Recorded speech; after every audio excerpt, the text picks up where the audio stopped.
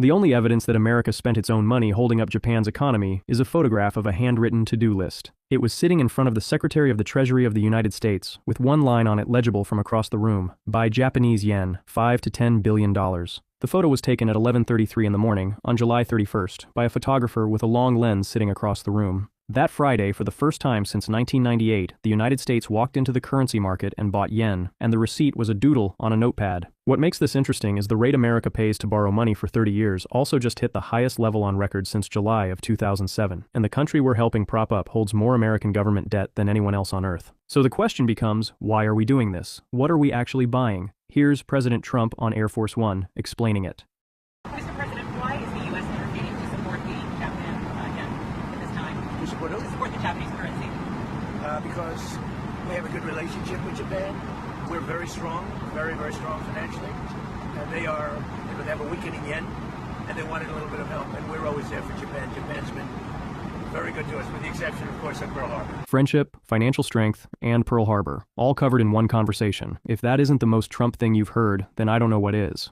Tokyo got asked the same question and answered in stiffer language. Japan's finance minister confirmed the action was taken in accordance with the United States Treasury and that it countered excessive volatility and disorderly movements in the Japanese yen. Translated out of Treasury speak, the yen was falling, Japan was hurting, and America had to step in and play daddy to make the pain stop. Which raises another question. Where does a government get the money to buy a foreign currency on a Friday afternoon? The answer is a pot of money at the Treasury, called the Exchange Stabilization Fund. The Secretary of the Treasury can spend it without asking Congress. He just needs the president's signature, and the credit card opens up. It was created with one goal, it's in the name, to stabilize the exchange value of the dollar. But throughout history, that's not what it tends to get used for. The word stabilize wasn't as clearly defined as it should have been, so the Exchange Stabilization Fund tends to get spent on whatever the Secretary decides. Like when the 60th U.S. Secretary of the Treasury, David Kennedy, reportedly drew on the fund to buy an Oriental carpet for $8,000. Or when the 63rd Secretary of the Treasury, William Simon, took a trip to London, Moscow, and Mexico City with 42 people on it. That cost $131,000 and had no official purpose anyone could identify, once again, paid for by the Exchange Stabilization Fund.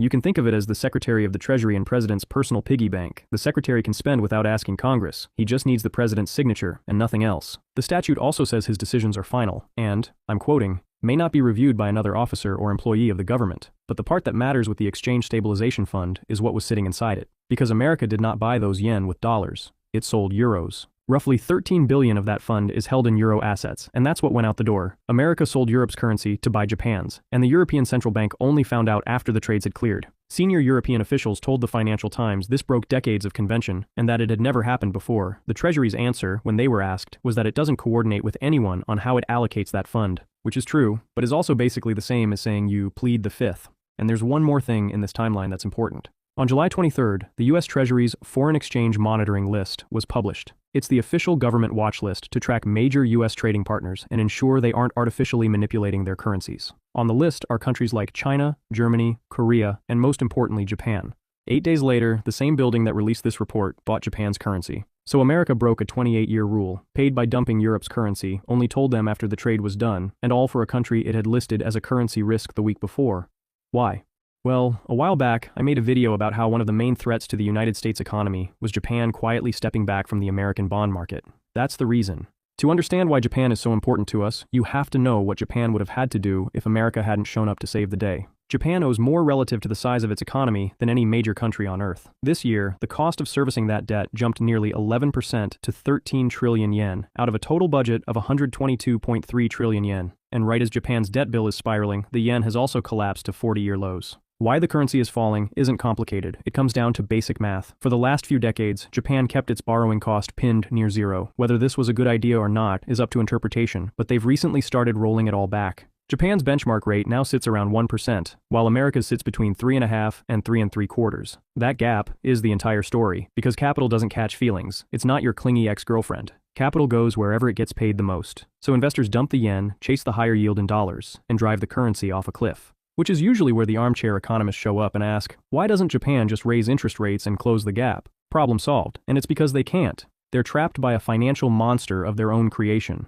To hold borrowing costs at zero for that long, the Bank of Japan had to buy its own government's bonds, trillions of yen of them, year after year, until it owned about half of the entire Japanese government bond market. It's a country that solved its debt problem by buying its own debt. And those bonds pay almost nothing because paying nothing was the entire point. But the cash commercial banks park at the Bank of Japan get paid whatever the central bank's rate is. So the moment the Bank of Japan raises rates to close the gap and save the yen, it starts paying out trillions of yen in interest, while still collecting almost nothing on the pile it's stuck holding. You don't need to have a degree in central banking to know that's a horrible deal. So Japan can now either defend the yen or it can afford the debt. It can't do both, which has left Japan exactly one way to defend its own currency. Currencies trade in pairs. If you want one to go up, you buy it and sell the other one. And because the US dollar sits on one side of nearly 90% of all currency trades on Earth, buying yen almost always means selling dollars. The good news for Japan, it has the dollars. Japan is the largest foreign holder of American government debt. More than the United Kingdom, more than China, more than anyone else on the planet. The bad news, most of those dollars aren't sitting in a checking account.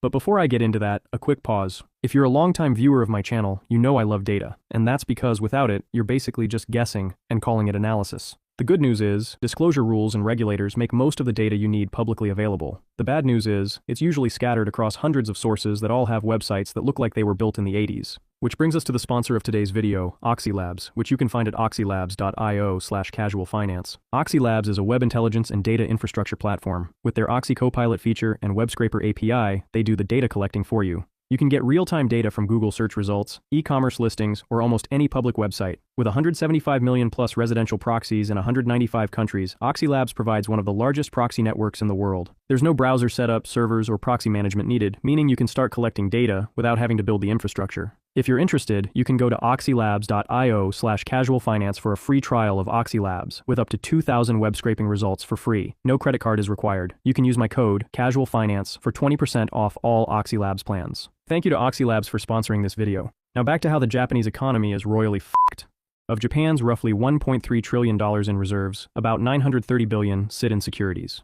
Most of that is in American government bonds, and a bond is not money. You can't hand a Treasury bond to a currency dealer and ask for change. So there's two things Japan can do with its war chest of American bonds. It can sell them, or it can pawn them. Japan's choice was to start selling. Across 1 month, Japan mounted the largest currency defense in its history, 11.7 trillion yen, or nearly $74 billion spent in 4 weeks holding up its own money, and that money came from selling down its American bond holdings. In May, Japan's holdings of American government debt fell by $66.7 billion, the single largest 1-month drop in Treasury holdings by any country in recorded history. Japan needed dollars, and Japan sold American paper to get them, and it worked, for about 3 weeks. Then reality set in. A bond's price and the interest rate on it move in opposite directions. Flood the market with American bonds nobody asked for, the price drops, and the government that issued them has to pay more to borrow. So Japan sells American debt. American borrowing costs go up. The gap between the two countries gets wider, and capital still goes wherever it gets paid the most, so it goes to America. Every dollar Tokyo raised to push the yen up made the reason the yen was falling in the first place slightly worse.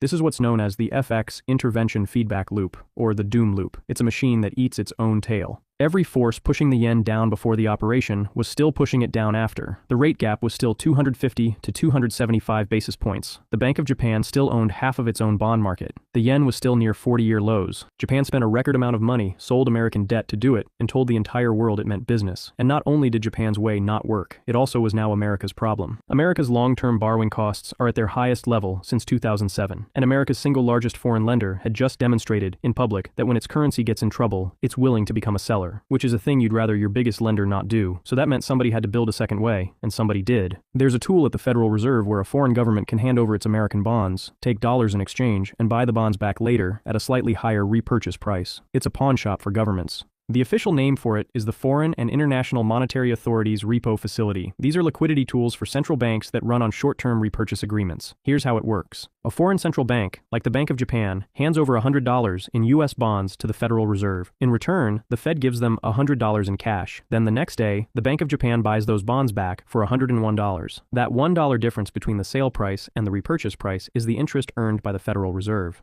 The whole reason for the facility is to give foreign countries quick access to dollars, so they aren't forced to dump American debt onto the open market. It gives Japan a way to raise dollars without ever becoming a seller. It's what you build for a creditor you cannot afford to lose. Which brings us back to July 31st, the day when the U.S. Department of the Treasury and Japan's Ministry of Finance executed a joint market operation to prop up the rapidly depreciating Japanese yen.